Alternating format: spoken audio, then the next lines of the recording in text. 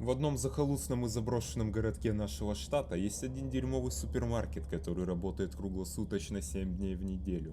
Войдя внутрь, вы увидите кучу стеллажей, изредка заполненных остатками низкосортных консерв, напитков, шоколадных батончиков и паленого алкоголя. Палеты с давно пустыми коробками стоят здесь как элементы заполнения интерьера. Отчетливо уловимый запах – это смесь тухлых продуктов, трупной гнили и сладковато-болезненная вонь старого помещения.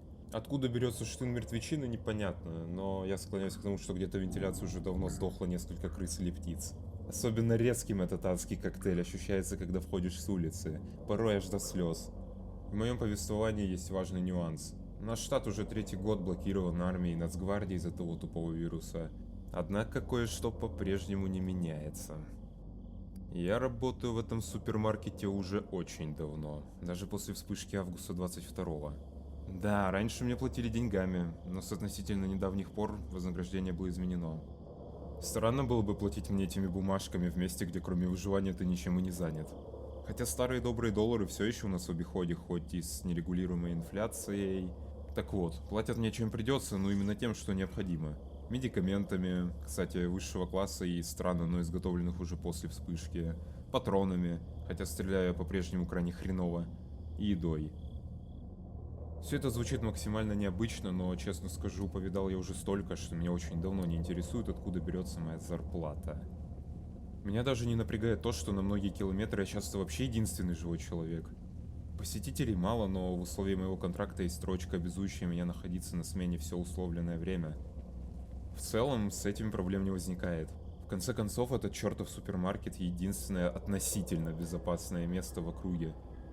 Странно, но я, кажется, никогда не слышал звук работы генератора, однако электричество тут есть. Только сейчас об этом задумался. Наверное, он где-то в соседнем строении, куда доступ имеет только Джордж.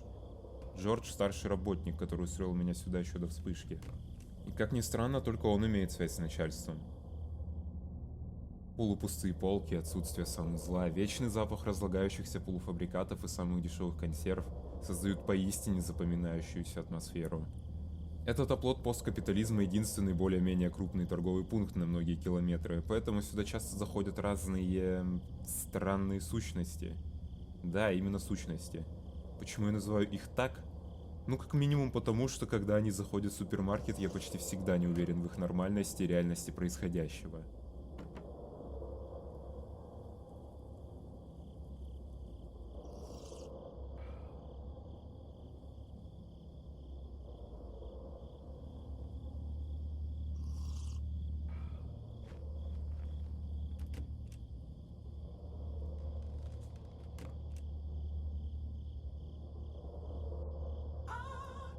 Также тут есть местные легенды. Например, складской мужик. Однажды я захожу на склад и вижу, что этот тип сидит в коротких шортах, оборванной засаленной майке и заполняет самодельной гранатой шрапнелью. Когда я вошел, он только окинул меня странным взглядом и, выходя из подсобки, задал вопрос гнусавым голосом. Ну что ты, голова?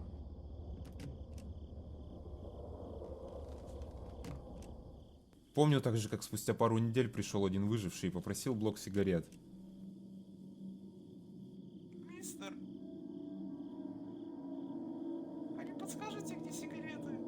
Я был чем-то занят, поэтому попросил его взять на складе нужный товар и положить оплату на кассу. Когда он вышел в подсобку, его встретил тот же мужик, в этот раз был в джинсах и без майки.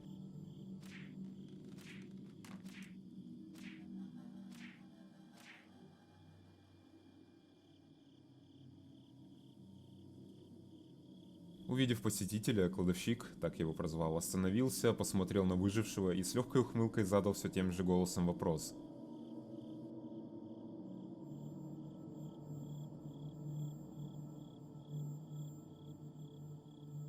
Что ты, голова? После чего покинул подсобку и вышел с главного входа на улицу.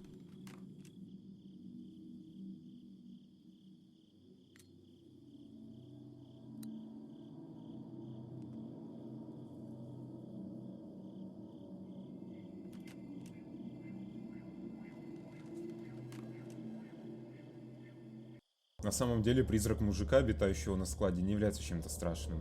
Но он в какой-то веке даже забавный. Я и похуже видал. Ну, например, однажды я мирно сидел за своей кассой, пил дрянной кофе и перечитывал один и тот же журнал, чтобы хоть как-то убить время. Как вдруг в супермаркет резко вламывается зараженный, каким-то образом сумевший сохранить, по всей видимости, часть рассудка. Он выглядел почти как живой труп, собственно, как и все остальные его собратья, однако он орал про каких-то существ, что они прекрасны, и громко нес другой бред. Я слегка удивился и решил выманить его из супермаркета кусками мяса, не знаю, почему мне пришла в голову именно эта мысль, но она, очевидно, не сработала. В итоге пришлось вызывать Джорджа на помощь.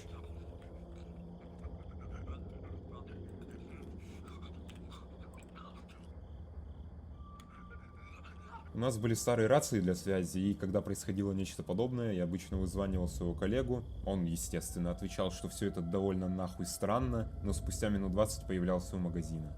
В этот раз все повторилось, Джордж пришел и на месте застрелил того мутанта.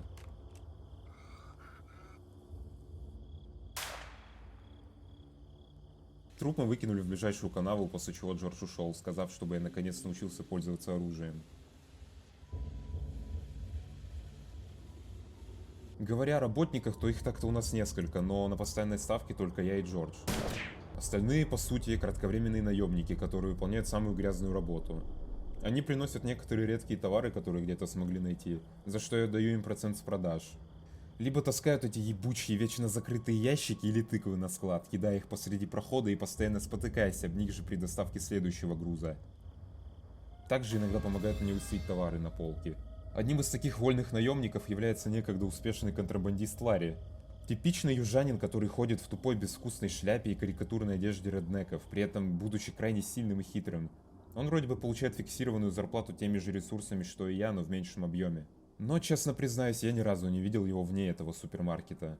Поэтому я не до конца уверен в том, что он вообще хоть что-то получал, кроме скромного процента с продаж его намародеренного говняка.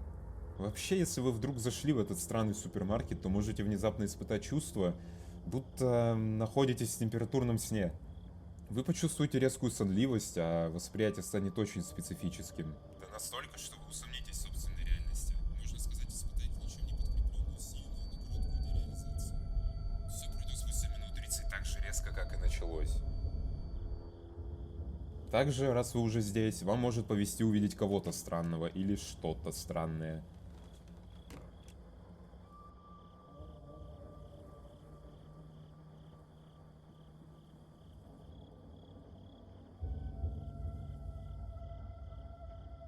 Поэтому не обращайте внимания на то, что я с вами не заговорю.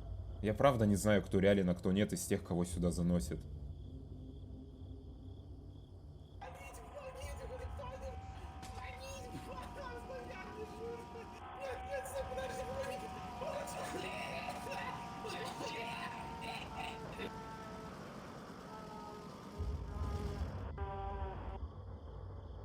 Я просто стараюсь заниматься своими делами, а точное знание о действительности всех здешних событий окончательно сведет меня с ума. Пиздеца добавляет также ситуация в нашем штате. Вирус, из-за которого мы в заточении, появился резко. Блокаду штата установили быстро, будто готовились к этому. Но я не военный и не врач, полагаю, все это объяснимо. Но что точно необъяснимо, так это то, что происходит в этом супермаркете и его окрестностях. Меня, признаюсь, до сих пор бросает в ступор, если я вдруг задумаюсь об очень странных делах в этом богом забытом магазине. Он находится на окраине буквально вымершего городка в захолустье штата и все еще продолжает работать. Почему, спросите вы? Я не знаю, но и ответа искать не хочу.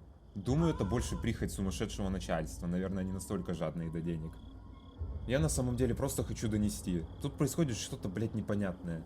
Я бы, может, и хотел бы поведать вам о всех самых до одури странных случаях, но их было настолько много, что я не могу выделить что-то конкретное и структурировать это так, чтобы у читающего не возникло мысли повеситься.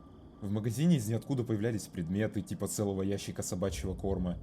Я убил собственными руками 2 или 3 полурослика, которые пытались украсть товары. Правда, ради они умирали от одного прикосновения. А также периодически вижу стрёмного типа за окном, который уже очень похож на меня. Отличие только в том, что у меня не настолько же огромные зубы и не красные глаза.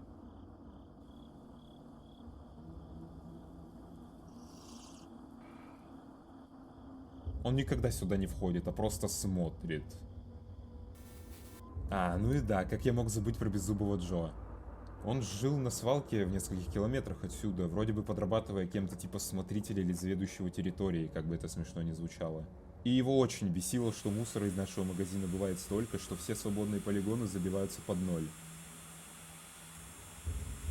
Я, конечно, не особо верил этому мужику, но после того, как он пошел жаловаться в местные органы на нас, еще до вспышки, его обнаружили распотрошенным на одной из мусорных куч спустя несколько дней.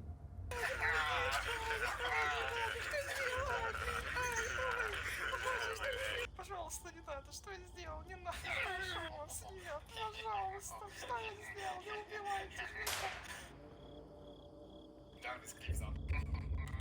меня. А вроде бы даже расследование не начинали, пока еще была возможность. Кстати, Беззубый вчера заходил, опять жаловался на мусор и брал пиво. Делать все равно нечего, наверное, продолжу выписывать свои разглагольствования и шизомысли, может даже попрошу Джорджа как-то связаться с местными оставшимися радиостанциями, чтобы пустить мои труды в эфир. Может, если получится, услышимся в следующий раз. Не переключайтесь.